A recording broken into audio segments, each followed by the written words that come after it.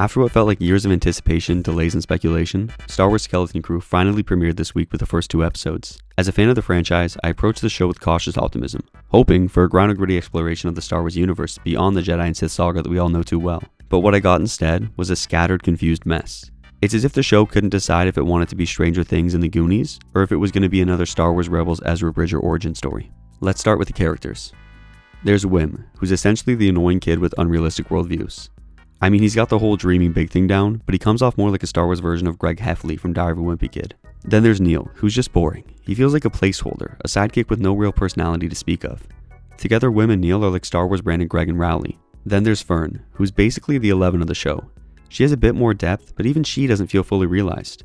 KB would honestly have more personality if they were a droid. Speaking of which, the character of Jonah Wood, who's played by Jude Law, is so painfully obvious that he's supposed to be a larger-than-life mysterious figure that even his name feels like a missed opportunity for nuance. Then there's Wendell, Wim's dad, who's so out of touch with reality, it's hard to buy into any emotional stakes with him.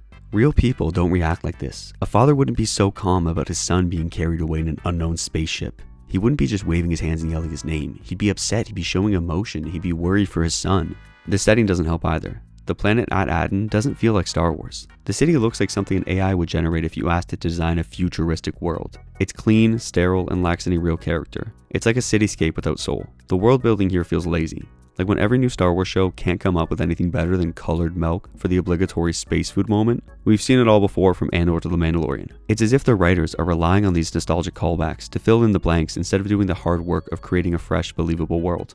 The plot is another issue. The show tries to introduce this myth of a treasure on the planet at Aden, but I'm honestly not sure what's at stake. The show wants us to care about this treasure hunt, but there's no mystery about it yet. In shows like Stranger Things or the Goonies, you have a simple goal: find the treasure, rescue someone, or escape the danger. But here, the kids are just wandering around, unsure of what they're even after. It feels like the writers are figuring it out as they go. As for the action, the first episode's opening scene is pretty epic, but it tricks you into thinking that this is going to be the level of action we'll see throughout the show. Instead, most of the action that follows feels poorly coordinated, and it's clear that the show is relying on its impressive visuals and practical effects to mask the lackluster choreography. Let's talk about some of the more baffling moments. The vault heist in the beginning, where a single credit is left behind, doesn't make any sense. What's the point of robbing the ship that clearly doesn't have any credits? And if it did, is it a calling card to leave one behind? Who did this? There's so many questions left unanswered that I'm worried we won't get explained. It feels like something ripped straight out of Now You See Me, but with zero logic behind it. And the show can't resist throwing in cliches, like the rebellious kid with a parent in a high-ranking, important role. Fern, for instance, is supposed to be some academic prodigy, but how is she managing to be top of her class when she's constantly skipping school to ride bikes around town like Indiana Jones in Shortstop? Then there's the acting. I don't want to be too harsh on the child actors, but honestly, it's hard to ignore that the performances are stiff with little emotional depth. No fair, I want to be an analyst. No child has ever said this. At times, it feels like a high school drama class sketch, with moments that are supposed to be emotional landing flat due to poor direction. It's also a symptom of modern streaming, where everything has to be spelled out for the audience because apparently we can't be trusted to pay attention or think for ourselves. I like her, but you never even talked to her. Characters like Neil tell the audience a plot point through dialogue because they believe the audience to be too dumb to figure it out for themselves. Shows are being made to be half-watched while swiping through TikTok on your phone. Things can't be subtle and laid out for the viewer to figure out. It has to be said outright for the brain-rotted brains to understand the motivation of the characters. And no doubt, this will be the entire character development of Neil. I like girl, but I'm scared. I now brave, so I can talk to girl I like. And don't even get me started on the nonsensical moments. Like when Wim jumps backwards into a pit for no reason, or when Fern randomly shows up at a location she couldn't possibly have known about. These kids feel so ungrounded in their actions, like they're just bouncing from one random scenario to another without any logical motivation. The show's direction is unclear, and it's hard to get invested when it feels like everything is just happening without purpose. Then of course, there's the moment that really took me out of the show. When it's revealed that Jude Law's character, Jonah Wood, is force sensitive, suddenly the grounded treasure hunt plot is derailed by yet another character with mystical force powers. If he could have done this the whole time, why wait until these random kids show up?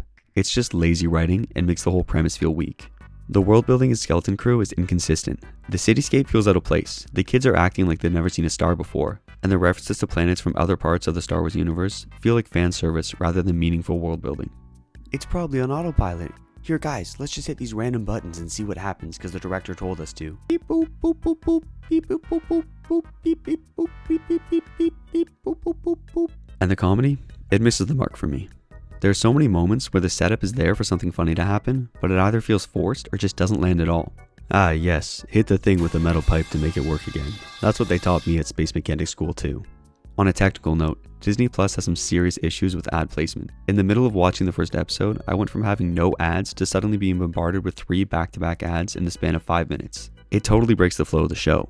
TV shows used to be made with an awareness of ad breaks, but now it's just a mess. In episode 2, I had some issues with the voice acting for SM-33 the droid. It felt so over-exaggerated and robotic, almost like Nick Frost was reading their lines on the side of the scene while the puppeteers moved the robot. There's not even much robotic distortion in his voice, making his performance somehow fall flat rather than embody the character. And then there's the question of KB's neural implant. Why is this child wearing a permanent tech implant? The Star Wars universe has been pretty clear about the Empire's inhumane use of these implants, but the show doesn't even acknowledge that this might be problematic for a child in the New Republic. Maybe hers isn't permanent, but I haven't seen her take it off yet, and we see older characters with similar permanent seeming ones. Why are they standing so close to SM's face? Probably because KB can't see anything behind those stupid glasses. The second episode is also filled with odd moments. For example, there's a ship in the background that looks like the Cornet, a new Mandalorian luxury liner, transport ship, and diplomatic vessel used by Duchess Satine in her new Mandalore government in the time of the Clone Wars. And these kids have an alien friend with them, but still act like they've never seen an alien before. Look, aliens. It's as if the show can't decide whether these kids are supposed to be in awe of the galaxy or already totally desensitized to it. The show's pacing is another issue. It feels like it's constantly scrambling to stay afloat. There are moments where the writers are clearly trying to stretch out a scene just to fill time. The plot meanders from one event to the next, barely holding the story together. Ultimately, Skeleton Crew has potential, but right now it's hard to see what the potential is. The show is juggling too many ideas at once without committing to any of them. The child actors don't have the depth or chemistry of something like Stranger Things or the Goonies, and the world building is inconsistent and uninspired. It's unclear whether the show is going for a grounded adventure or a larger Star Wars mythology narrative, but right now, it feels like it's not doing either very well. At this point, Skeleton Crew feels directionless. It raises more questions than it answers, and it's hard to invest in characters whose motivations and actions don't feel authentic. The next few episodes will determine if this series can find its footing, but for now, it's a bit of a disappointment.